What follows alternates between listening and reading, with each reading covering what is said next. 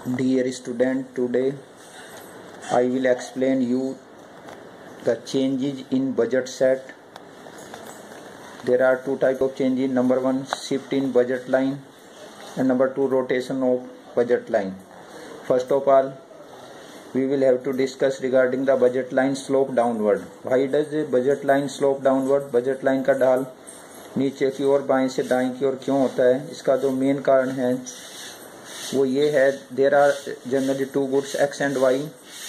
If you want to buy the more commodity of X then we will have to reduce the quantity of Y. अगर हम x को ज़्यादा खरीदना चाहते हैं तो निश्चित रूप से हमें वाई की जो मात्रा है वस्तु की उसको घटाना होगा. So that is why the budget line slope downward. The main reason is that the budget line slope downward because given consumer income and prices of x and y, the consumer can buy only good x only when he can buy less of good y, quantity of good y. अगर y की मात्रा को कम करेगा तभी जाकर के x की अधिक मात्रा खरीद सकता है. because the resources are limited and resources are already been given. सभी resources दे रखे हैं, वो सीमित भी हैं. now we will discuss regarding the shift in budget line and rotation. Shift और रोटेशन दोनों में फर्क है. शिफ्ट क्या होता है? शिफ्ट एडिटिव पूरा का पूरा उसको खिसकाव को कहते हैं हम हिंदी में, खिसकाव. शिफ्ट इन बजट लाइन, जब बजट लाइन जिसको हम प्राइस लाइन भी बोलते हैं, ये इस वजह से हो सकता है अगर इनकम चेंज होती है. जब कभी भी किसी व्यक्ति की इनकम बढ़ती है तो बजट लाइन शिफ्ट हो जाती है. जब भी कभी इनकम कंज्यूमर की बढ़ेगी तो वो इंक्रीज हो जाएगी, it will shift to the rightward. जब कभी भी इनकम कंज्यूमर की कम होगी then it will shift to the downward और द लेफ्टवर्ड, वो डिक्रीज हो जाएगी. So let us start. Shift in budget line. Budget line shift forward without changing in the slope when income of the consumer increases.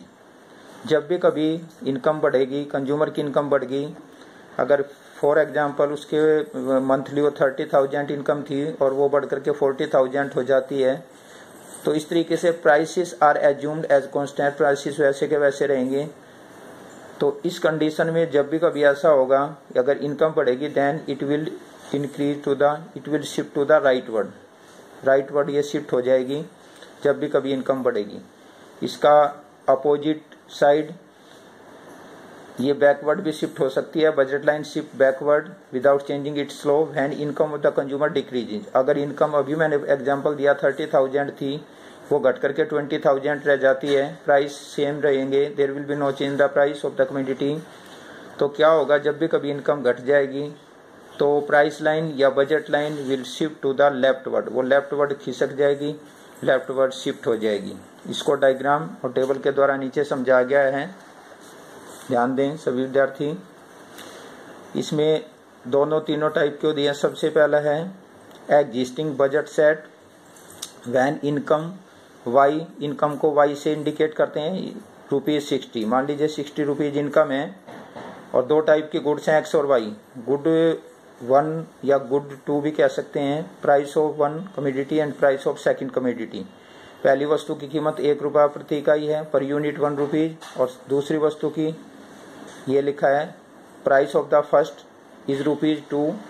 पहली वस्तु की कीमत ₹2 प्रति इकाई और जो दूसरी वस्तु है उसकी कीमत ₹1 प्रति इकाई, ₹1 पर यूनिट. फर्स्ट की ₹2 पर यूनिट एंड सेकंड की ₹1 पर यूनिट. अब यहाँ देखो ₹60 हैं. सबसे पहला कॉम्बिनेशन ये दिखा गया इसमें टेबल में. अगर ₹60 हैं और दो वस्तुएं उसको खरीदनी है किसी भी कंज्यूमर को, गुड 1 एंड गुड 2. गुड 1 की 0 क्योंकि ₹60 है, जब गुड 2 जिसकी पर यूनिट प्राइस ₹1 है तो 60 यूनिट इसकी वो खरीद लेगा. 60 × 1 = 60.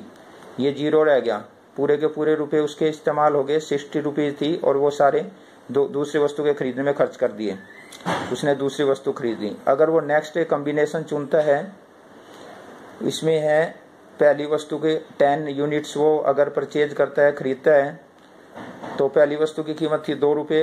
10 × 2 यहाँ 20 आ गया और इसकी ₹1 थी. 20 + 40 = 60. दूसरा कॉम्बिनेशन ये हो सकता है, अभी भी 60 हो गया, ये पूरा 60. तीसरा कॉम्बिनेशन जो पहली गुड है, पहली वस्तु उसकी कीमत ₹2 थी, 20 मल्टीप्लाई 2 40, 40 रुपीज़ यहाँ हो गए, और इसकी 1 rupees 20 multiply 1 20, 40 plus 20 is equal to 60। तीसरा कॉम्बिनेशन ये है। चौथा कॉम्बिनेशन, फोर्थ कॉम्बिनेशन 30 रुपीज़, ये इसमें 30 और 0 का कॉम्बिनेशन है।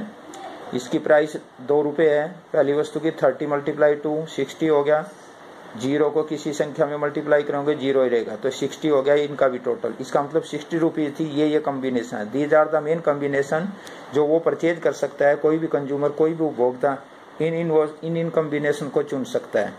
ये तब था जबकि उसकी इनकम 60 थी।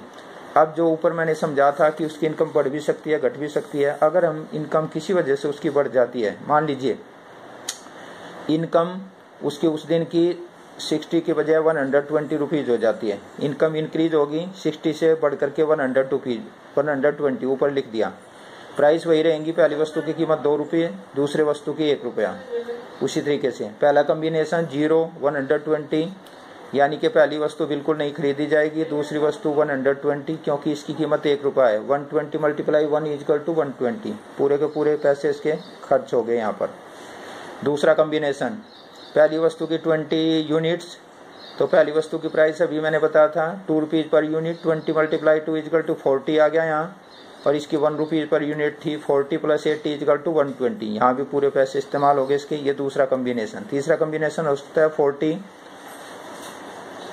पहली वस्तु की कीमत मैं बार बार बता रहा हूँ कि 2 रुपीज़ पर यूनिट, 40 मल्टीप्लाई 2 80 हो गया यहाँ, 80 प्लस 40 इसकी 1 रुपीज़ पर यूनिट कीमत है, 80 प्लस 40 इजकल टू 120, और लास्ट में 60 मल्टीप्लाई 2 120, यहाँ 0 को किसी भी संख्या मल्टीप्लाई करेंगे 0 रहेगा। तो ये कॉम्बिनेशन बन गए दूसरे, जबकि इनकम बढ़ी। तो इनकम बढ़ने से ये सारा चेंज हो गया, और सारा चेंज होकर के it will shift to the rightward, जो कि इस पेज पे दिखा रखा है। देखो इधर यहाँ पर नेक्स्ट पेज में मैं अभी समझा रहा हूँ।